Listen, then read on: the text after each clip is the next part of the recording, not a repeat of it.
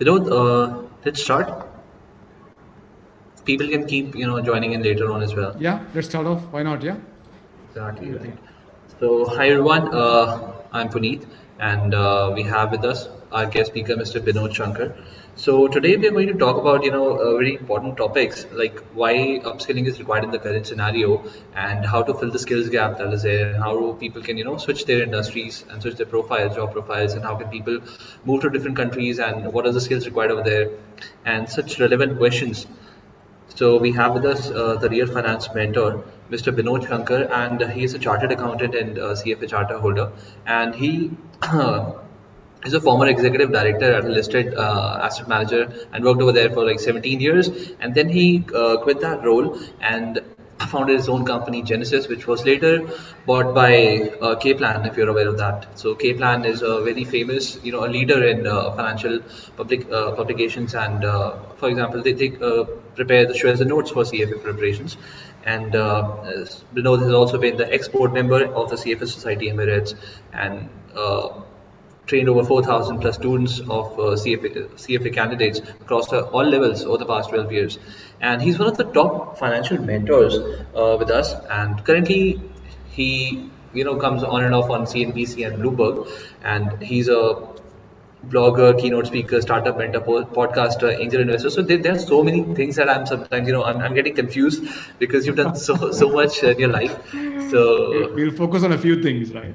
right. So it would be great, like if you could tell me if I've even missed out on something. So if something is not That's written on fine. these slides, That's fine.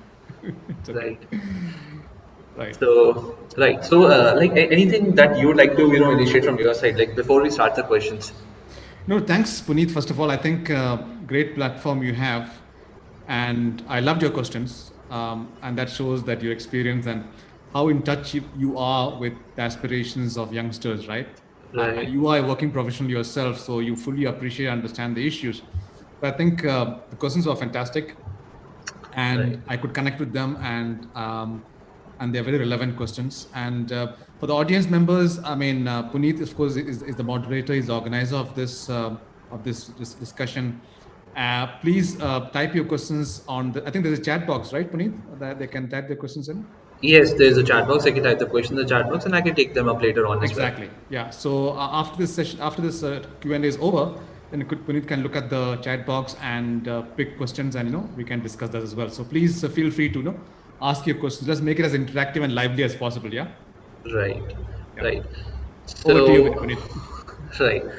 So, the first thing that I've been thinking about is like when I was in my MBA, and not just me, like there's so many people who spend so much money. They spend lakhs and lakhs on their education for the graduation and the post graduation. But even after spending so much money, so much time, so many years of their education, they're unable to get good jobs. They're unable to get the jobs that they've been aspiring for, they've been studying for throughout the years. So like why is that happening? Well, this is a $1 trillion question, Puneet, right? And it's something that I think about very often because people approach me for support, for jobs, for references all the time on LinkedIn, on Instagram, by email. I think there are quite a few reasons. It's just was not one reason, right? It's quite a few reasons. One reason why they fail to get jobs is their very poor job search strategy in terms of target sector, target companies, search approach, quite faulty, right? They don't know which sector to look at within that sector, which companies are ideally the good employers, and how do you exactly approach the employers? That's one issue, right? I would say poor job search strategy.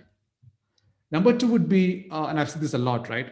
Poorly written cover letters and resumes, CVs. Um, Basically, they send generic resumes and cover letters, and irrespective of the job of the role, right? So they have what I call a pray and pray strategy. Yeah. Right. Um, that is not good, of course. Yeah, because then the person receiving those resumes would just not pay attention to it because it's not really addressed to that role. Um, the third point is, and this is a big issue, right? Most youngsters, graduates, postgraduates, chartered accountants, CFA charter holders, CFA candidate, doesn't matter. They don't know how to network and establish and maintain relationships, right? So because they're so focused on the technical side, and we talk about that as well, and never had exposure to the relationship side, they don't know how to approach people, how to ask questions, how to engage with people. They're very crude, right? And they'll just send you CV saying, "Please get me a job," or "Can you get me a, introduce me to this person?" And I would not know the person from Adam, right? The person asking me. So that's something that they need to learn a lot, because emotional intelligence and soft skills are very important even at a young age, right?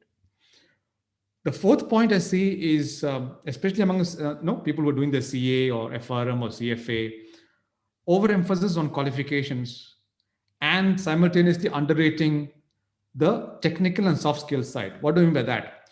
They're very good academically, right? They can pass exams like this, right? CFA level 1, 2, 3, CA, all those exams.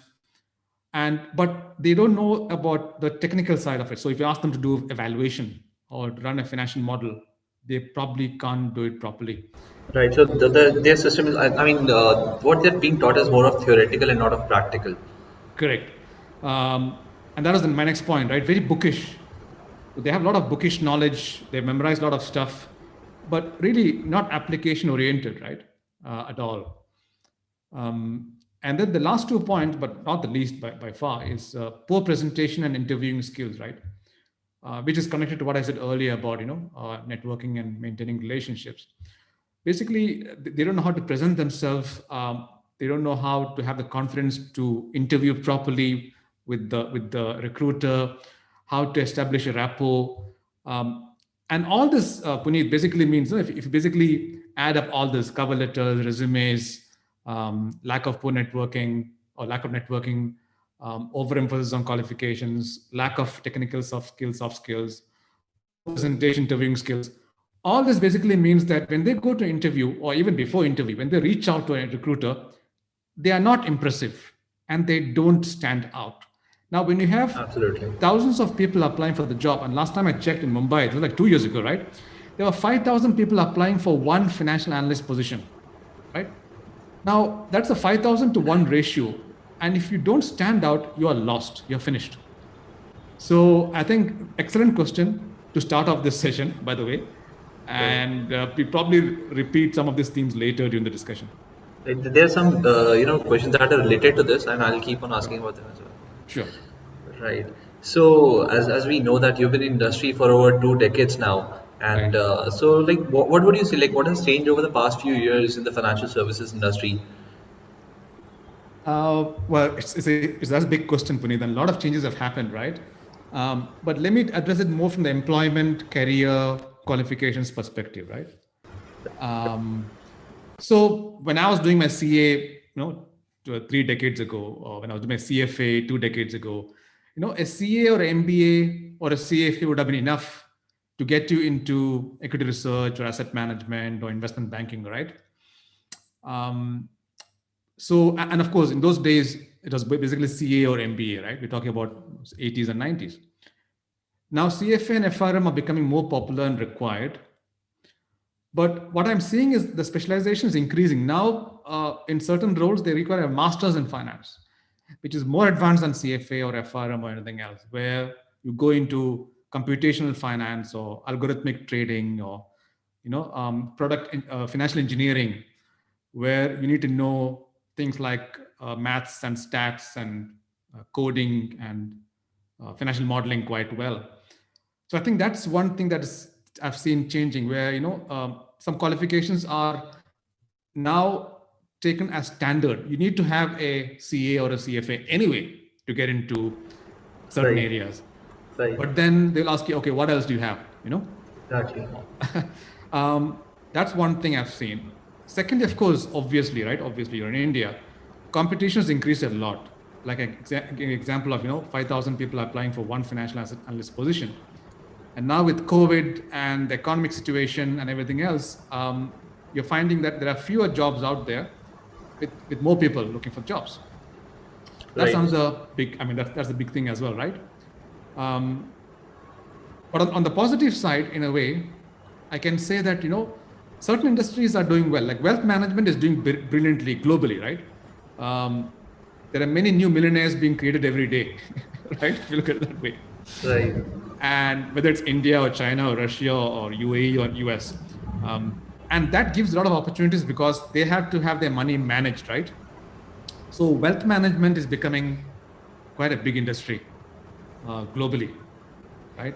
In Dubai, for example, it's huge. Um, and the last point I want to make is automation and AI, artificial intelligence, are becoming more prominent, right?